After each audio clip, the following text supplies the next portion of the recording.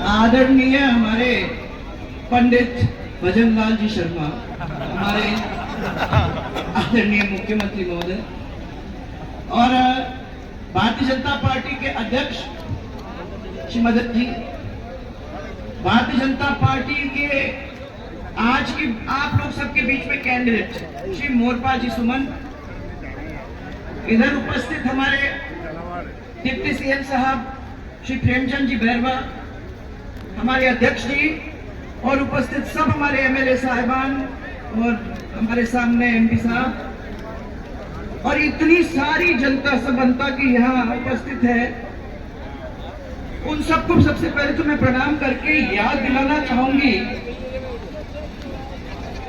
CM साहब, पहली दफा जब मैं इस क्षेत्र में आई थी तो पंडित रघुवीर सिंह जी के साथ मैंने इसी तरीके से, जिस तरीके से आज आपने किया है, इसी तरीके से, मालूम नहीं कितने लोग याद रखते हैं, तो इसी तरीके से हम लोगों ने उनके विजय का डंका बजाया था। यहाँ से अपन निकल के गए थे, जोरदार रैली हुई थी, सड़क तो सकड़ी थी तब, अभी थोड़ी सी चौड़ी हो गई है, तो उस समय बहुत ही सकड़ी थी, सब लोग थे और भारी बहुमत से उस समय हम लोगों ने उनको विजय बनाने का काम किया। उस समय से लेके आज तक बहुत सारे काम हुए हैं। हम लोगों के 5 साल के अंदर हम लोगों ने मांगरोल, सीसवाली, अत्ता, सांगोद, ये सब सड़क के कार्य हुए, सरकारी कॉलेज बना, खेमजी महाराज तालाब का सौंदर्यीकरण हुआ, बीज विस्तार केंद्र हुआ, सभी ग्राम पंचायतों के अंदर गौरव पथ बने और सीनियर सेकेंडरी स्कूल आपके ग्राम पंचायतों में खड़ा करने का हमने काम किया। अभी 1 साल के अंदर 2 काम आपके पूरे होने जा रहे हैं। मेरे पास सभी लोग आए थे, यही कहने आए थे कि नागदा अंता बलदेवपुरा पेयजल परियोजना ये हमारी बहुत ही नुकसानदायक है। पहले हमको पानी, साफ पानी मिलता था दिन में 2 दफा, आज क्योंकि उसके 400 के जो पंप्स हैं, 400 किलोवाट के पंप हैं, वो बाढ़ के अंदर पूरा का पूरा डिस्ट्रॉय हो गए थे।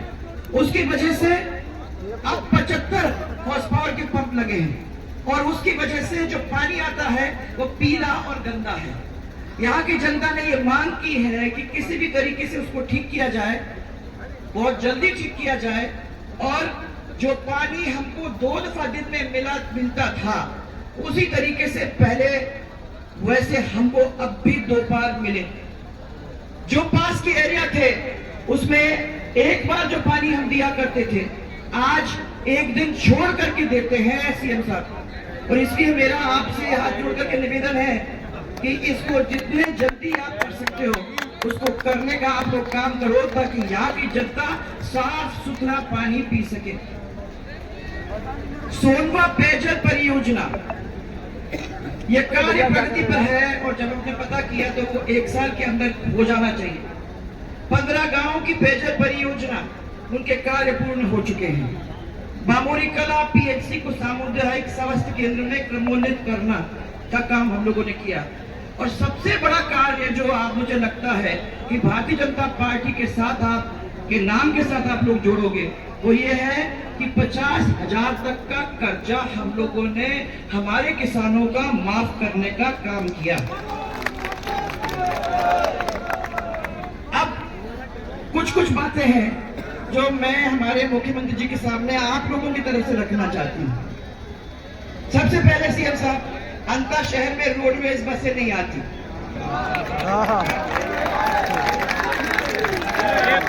शहर में बसें नहीं आती तो क्या होता है कि बाहर के रोड से जाती है, वहां लोगों को उतरना पड़ता है, फिर वो शहर के अंदर आते हैं। तो इस शहर की मांग है कि हम बस स्टैंड का निर्माण करें अंदर, जब तक वो नहीं तैयार हो जाता तब तक रोडवेज की बसें आए, ताकि उनको बाईपास से अंदर आने की असुविधा न हो। दूसरा, अस्पताल अब बड़ा बन के दूसरी जगह शिफ्ट हो चुका है। यहाँ के लोगों की एक छोटी सी डिमांड है कि मौजूदा भवन में एक सिटी डिस्पेंसरी अपन खोलने का काम करें, वहाँ इतना बड़ा शहर हो गया है, 1 या 2 डॉक्टर लग जाएंगे तो छोटे मोटे काम जिसमें अस्पताल में जाने की जरूरत नहीं है वो यहाँ हो जाएंगे। अंता को अब ये बड़ा काम है भाई साहब, इसलिए मैं आपको आपके कान में डालना चाहूंगी क्योंकि ये तो आपको सरकार से करना होगा। जिस तरीके से 12 के अंदर जब बरसात होती थी तो बाढ़ आ जाती थी, पूरे घर पानी में डूब जाते थे, वो रघुवीर सिंह जी भाई साहब के साथ मैंने देखा था। ये स्थिति अंता के अंदर भी होने लगी है। जब जोरदार बारिश पड़ जाती है तो पानी घरों के अंदर भी घुस जाता है। हमारी मांग इधर की ये है, जो ये बार बार मुझे कह रहे हैं कि अंधा के मुख्य नाले पर अगर सुरक्षा दीवार बन जाती है तो इन लोगों को वो स्थिति में से गुजरना नहीं पड़ेगा जो आज उनको परेशानी झेलनी पड़ रही है। सब्जी मंडी छोटा काम है, परंतु क्योंकि सड़क पे यहाँ लग जाती है, इसकी वजह से ट्रैफिक जैम होता है और लोग परेशान होते हैं।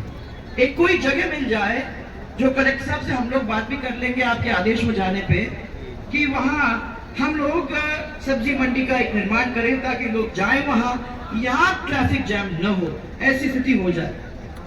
खाद की तो आप लोगों ने हल्ला मचा के 6 दिन से मुझे सुनाते सुनाते मेरे कान भर गए। जितना खाद सर इनको मिला है, मैं समझती हूँ कि बहुत दिनों के बाद मैंने ये अपने डिस्ट्रिक्ट में उतना नहीं मिला है। 4000 क्विंटल कुछ से ज्यादा यहाँ मिल चुका है और आज या कल में है, मुझे लगता है कल ही 1200 और बैग से क्विंटल यहाँ पहुंच गए।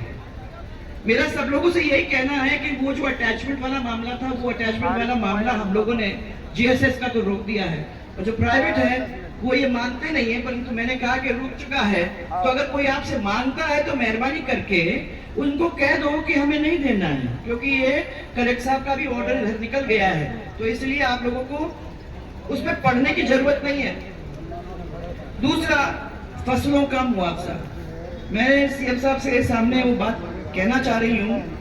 मुझे लगता है कि आपको उसकी चिंता भी करने की जरूरत नहीं है, क्योंकि सरकार का तो ये काम है। आप तो इस तरीके से कहते हो कि जैसे कोई बहुत स्पेशल काम होगा।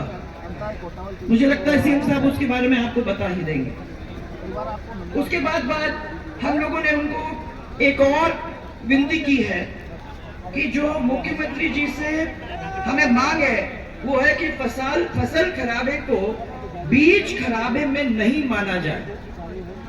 बीज खराबा की वजह से जितने लोगों को जितना मुआवजा मिलना चाहिए वो नहीं मिलता है। इसकी वजह से किसानों को बहुत परेशानी हो रही है। इसको भी फसल खराबे में जोड़ा जाए तो फायदा इस पूरे क्षेत्र को हो जाएगा। है या नहीं? हाँ या नहीं? तो कुछ बोलेगा कि नहीं बोलेगा?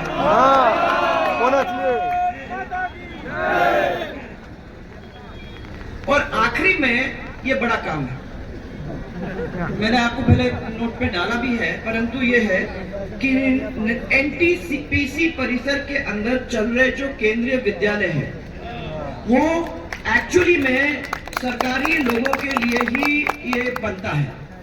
कई साल से चल रहा था, बिल्डिंग जर्जर हो गई, उन लोगों के पास नहीं है, पर अंता के सब बच्चे वहीं जाते हैं पढ़ने के लिए। और इसको बंद करना मैं समझती हूँ कि अनुचित रहेगा, क्योंकि ये बच्चे जाएंगे तो जाएंगे कहाँ? मुझे विश्वास है कि आप प्रधान जी से बात कर लेंगे। वैसे हमने भी उनके कान में डाला तो है, परंतु आप जब बोलेंगे तो ये उसको ध्यान में रखते हुए फिर से बिल्डिंग बनाने का काम करेंगे, ताकि वो जर्जर रहे नहीं, अच्छी बिल्डिंग बन जाए और यहाँ के लोग जिस तरीके से वहां पढ़ रहे थे इतने दिनों से वो पढ़ते रहे। ये चीजें जो है सर, मैंने इसलिए आपके कान में डाला क्योंकि अब आप तो निकल जाओगे, 5 बज जाएंगे, आपका जवाब के लिए सब आतुर हैं, इसीलिए मैंने ये सब इनकी जो बातें मुझे सुनने को मिली है 4 दिन में, वो पूरी उड़ेल के आपके प्लेट में डाल दी है। अब मुझे विश्वास है कि आप उसका पूरा साथ दोगे, क्योंकि हम तो यहाँ आपको ये बोल ही रहे हैं कि मोरपाल को अगर जिंदा यहाँ रखोगे और अच्छी तरह से वो जीत के चला आता है तो उसके पीछे कितनी बड़ी बड़ी ताकतें हैं वो आप देख लीजिए। तो मुख्यमंत्री, फिर आपका एमपी, हम सब, ये मोरपाल खाली नहीं जाएगा, या आप लोगों के सामने सामने दौड़ेगा, आपका काम करेगा। सीएम साहब ये हमसे पूछा करते थे कि हम कहाँ जाएं, किसके पास जाएं। तो वो तो बात ठीक थी जब तक उनका एमएलए जयपुर रहता था, वो ठीक थी कि उनका एमएलए यहाँ नहीं रहता था, परंतु अब ये बेचारा जाएगा कहाँ? मैं तो अब मुझे लगता है ये भी इसके लिए ज्यादा चिंतित हो रहे हैं, क्योंकि रहेगा यहाँ और मालूम नहीं सुबह से लेकर शाम तक जिस तरीके से उसके पास लोग आने वाले हैं। मैंने इसीलिए कहा कि हम लोग उसके पीछे खड़े हैं, भाई ज्यादा मत सताना, वो करेगा क्या और दौड़ करके करेगा। मैं आप लोगों को ये विश्वास दिलाना चाहती हूँ कि लोगों ने कहा कि पैसे वाले आदमी ही चुनाव जीतते हैं, ये बात जरूरी नहीं है।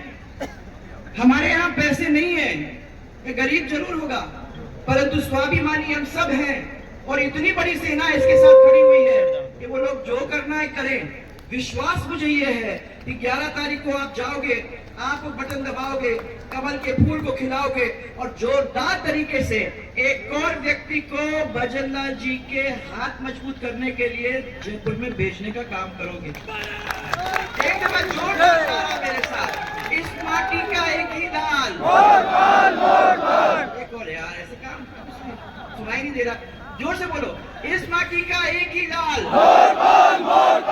इस माटी का एक ही लाल, और इस माटी का एक ही लाल। जिसको आप सुनना चाह रहे थे, मैं आदर से हमारे पंडित भजनलाल जी शर्मा, हमारे राजस्थान के मुख्यमंत्री को कहना चाहूंगी कि वो प्लीज हम लोगों को सबको एड्रेस करें।